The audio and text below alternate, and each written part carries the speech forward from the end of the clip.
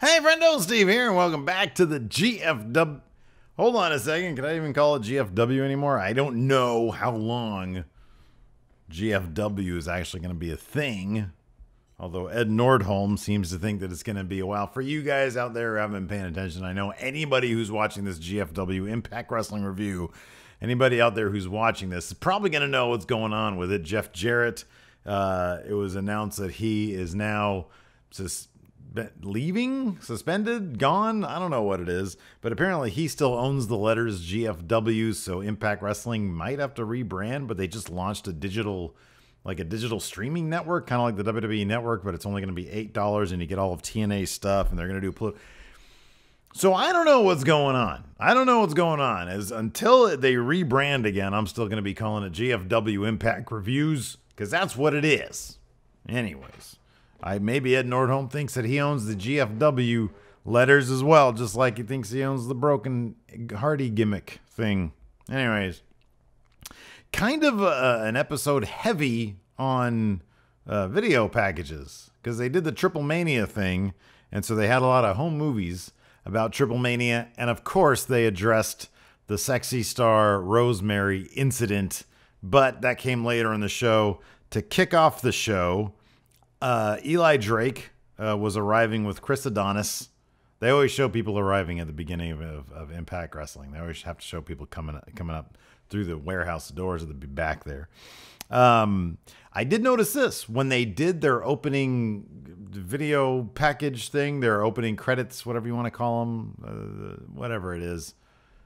There was no Jeff Jarrett. There was like several shots of Jeff Jarrett up until this past one. And this time it was like Jeff Cornette holding up the title, not Jeff Jarrett holding up two titles. I don't know if he was in there last week. I forget now. But I noticed that he definitely wasn't there. I mean, he was in the episode in the recap for Triple Mania, but beyond that, he wasn't. According to a rumor, the match that was going to be set was going to be him, Jeff Jarrett versus Alberto Del Rio. I think I got ants on me, but I don't. At the next paper, I think it's Bound for Glory. That's not going to happen now. But Alberto El Patron's supposed to be coming back. Anyways, yeah, I noticed there was no Jeff Jarrett in that opening package. The episode kicked off with Caleb Konley, who also plays Suicide, and Trevor Lee in a match against Petey Williams and Sanjay Dutt. Caleb Konley is dressing like Trevor Lee, but he is not growing a beard, nor is he growing his hair all out crazy and wild. I love Trevor Lee. I've seen him twice live now at PWG. He gets heel heat based on the fact that he signed with Impact Wrestling. I love Trevor Lee. I think he's fantastic. In this case, Petey Williams, the creator of the Canadian Destroyer, and a lot of you people out there who have told me that he was a protege under Scott Steiner in kayfabe for a while. That's cool. He went over with his Canadian Destroyer. Actually, no, my bad. Sanjay Dutt went over with the win on Caleb Konley. But Petey Williams hit his Destroyer, and then that was followed immediately by a Sanjay Dutt hitting his splash on Caleb Konley for the win. But I think at Bound for Glory, we're supposed to be getting Trevor Lee versus Sanjay Dutt. Some sort of gimmick match. I don't know. I don't know. A ladder match, maybe? Another ladder match? Maybe not. I don't know. Anyways. That's supposed to be happening, I think, at Bound for Glory. So hopefully Trevor Lee will finally become the rightful owner of the X Division Championship.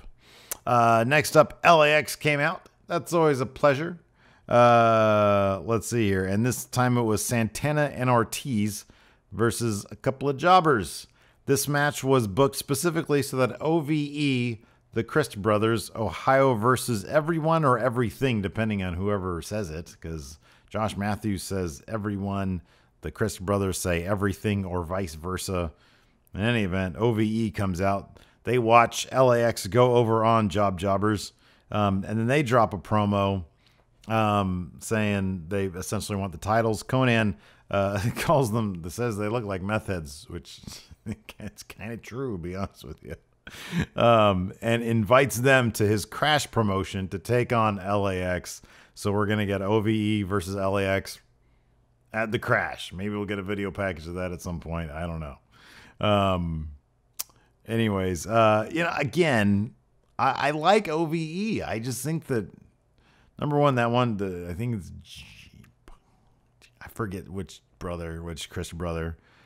Not terribly good on the mic, but he's creepy enough that it can work. I just feel like the pack, like their clothes are just, they need to be more Sanity-ish. When I see those guys, I'm like, oh man, they'd fit in great with Sanity. Like, Sami Callihan apparently was supposed to be, when he was Solomon Crow, was supposed to be the leader of Sanity back in the day. And seeing him perform live at PWG with the Chris brothers months ago, I could see that. And I could see them and say, they need something more, less indie wrestler and more like just cool and post-apocalyptic or something like that. They need to look like squatters, not indie wrestlers. Moving on, next up, we had a ladies tag match. Knockouts tag match. Featuring Taryn Terrell wearing a very skimpy lingerie-esque outfit, and Sienna versus Gail, Kim, and Allie. Allie came out with Braxton Sutter, who seems to be not being the abusive boyfriend he has been over the past couple months, weeks, whatever. And at no point, I figured at some point he would, show that he was being creep boyfriend, but he didn't. He just ran off Cam, who of course came out with Sienna. At one point, before that happened, Cam tried to interfere with Allie. Braxton ran him off. Allie went for a cross body block, but Sienna was able to absorb it, get the roll up, and the win. Then Taryn Terrell and Sienna beat up on Allie. Gail Kim tried to help. She got beat up. Rosemary came out. She got beat up. No, I'm sorry. She started taking everybody down. This was obviously filmed before Triple Mania, but they had to walk this weird line between, people being out there when Rosemary is in no condition right now to wrestle, from what we can tell. Because what's-her-face, Sexy Star, yanked her arm off. So she came out. This doesn't make any sense. I know the economics of GFW just isn't, you got to allow for things like this. Anyways, Taya Valkyrie, I think it's Johnny Mundo's girl. She debuted. I'm sorry, I shouldn't say that. She's a wrestler in her own right. I'm trying to remember all these people and their relationships. Anyways, she debuts. She looks great. She at first was sort of getting in the way of Taryn Terrell and Sienna from beating up Rosemary, but and then she turned on Rosemary. Heel turn out the gate. It was cool. She beat up Rosemary, said, but I'm not sure that ain't going to go anywhere or maybe it will, because I think they taped a lot before Triple Mania. I don't know. Anyways, next up, Jim Cornette comes down. Puts over Matt Sydal pretty big because he's got a title match against Eli Drake tonight, or for the main event of the show anyways. And he says, if I was a betting man, I'd say Matt Sydal's going to walk out with those titles. Good thing he isn't, because that wasn't going to happen. Johnny Impact comes down, aka Johnny Mundo. I think that's Taya Valkyrie's guy. See, it goes both ways. And he says, I want the winner of that particular match. Whoever wins, I want that. Conan and LAX come down. Low Key looks legitimately pissed. He starts yelling at Johnny Mundo, saying that, I've been here this whole time and you just got here and now you're demanding stuff. And he says, no, I don't. That's not good.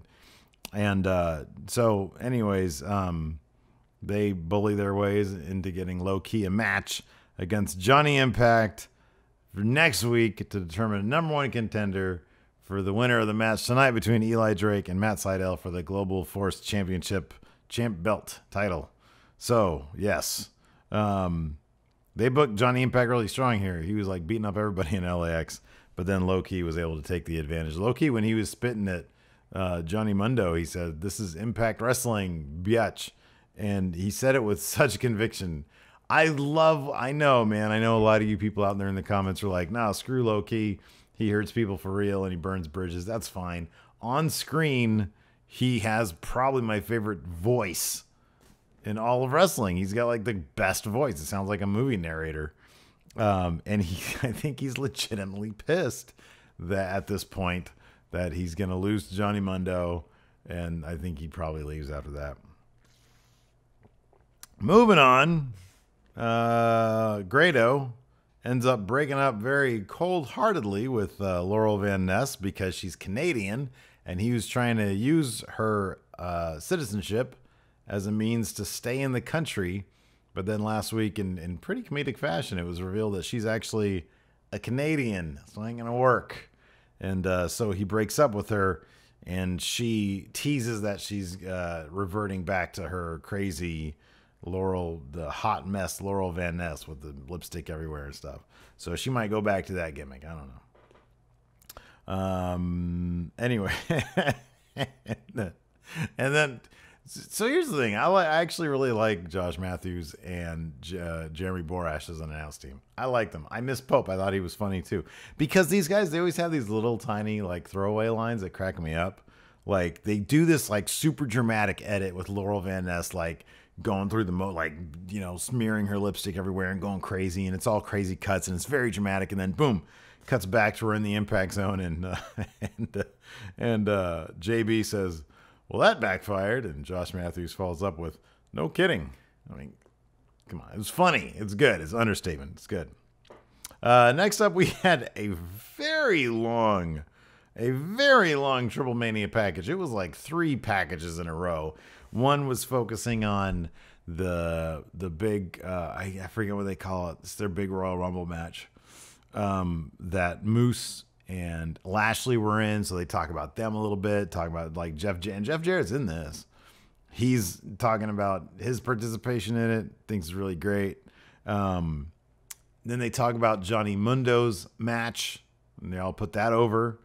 And then they address the Rosemary Sexy Star thing, and they really downplay it. I mean, I understand that, you know, from what it sounds like Jeff Jarrett is sort of trying to keep these relationships afloat, and he's, you know, and that's a tough situation to be in.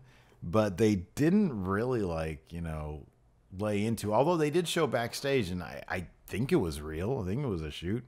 Jeff Jarrett back there like talking crap to people, and like, you know, LaParca's trying to hold him back, and Jeff Jarrett's like laying into, I don't know, somebody about it, Vampiro, I forget who, LaParca, I don't know. And so because he looked pretty hot, I think that was all real. I don't know if it was just done for the video package, I don't know, but they talk about it, and he says, you know, our relationship now is stronger with AAA than ever. I don't know. I kind of feel like they should have thrown Sexy Star under the bus a little bit more. If all that stuff is real, it seems like it's real. Some people out there are saying, no, it's fake, it's a work, but who knows? Next up, we had a Desmond Xavier package. He, of course, won the Super X Cup, and he's very excited to be in GFW, and we got a whole video package about him. Next up, we had a Garza Jr. package. Again, this is like a ton, like I swear it was like a good half hour to 45 minutes of packages. You got to space things out more. You had like, what, 4 matches, 4 segments or matches to kick things off. And then it's just like, okay, we're going to go ahead and into packages now. Next up, we had the main event. Next up, we had a Richard Justice interview where he was talking about getting beat up by Congo Kong last week. But he says that he's got to make sure that he's always ready to go, because he's the standby wrestler. Last up, we had the main event, Matt Sydal versus Eli Drake. They book Eli Drake pretty... I like how they book Eli Drake. They book him as a legitimate but willing to cheat to win. And I like that. Like, he kicked out of a lot of Matt Sydal's offense, and he got a lot of his own offense in. It was just at the end, Chris Adonis distracted the ref. Eli Drake hit Matt Sydal with the title over the head, and then landed his finish. I think it's called the Gravy Train, and picked up the win over Matt Sydal. So I don't know. I liked how he's being booked. You know, I hope this is a situation where Eli Drake is being sort of rewarded for loyalty and sticking around and hard work, I guess, because I like him as champion. It's just I feel like they need a guy like Johnny Mundo to be their champion if they really want to, you know, make a name or, you know, sort of stand out, because he's a huge name. I mean, he's a big name. He's got like he's the AAA mega champion, whatever that is. So I don't know. Anyways, that's it for my GFW Impact review. Sorry this is late. After getting back from LA last week, I sort of took it easy. No, yeah, I got back on Monday. So like all last week we were playing catch up. And this weekend I just want to sort of, relax a little bit. So I'm doing this on a Sunday night. You'll get it Monday morning. And I hope that's good enough for you guys. Hope you guys are enjoying my GFW Impact Wrestling reviews. A lot of interesting sort of pieces falling into place for GFW. We'll see how it all works out. I don't know, man. I mean, as soon as you think this company is where it should be, it ends up not being where it should be. No good. Anyways, till next time. I'll talk to you guys later.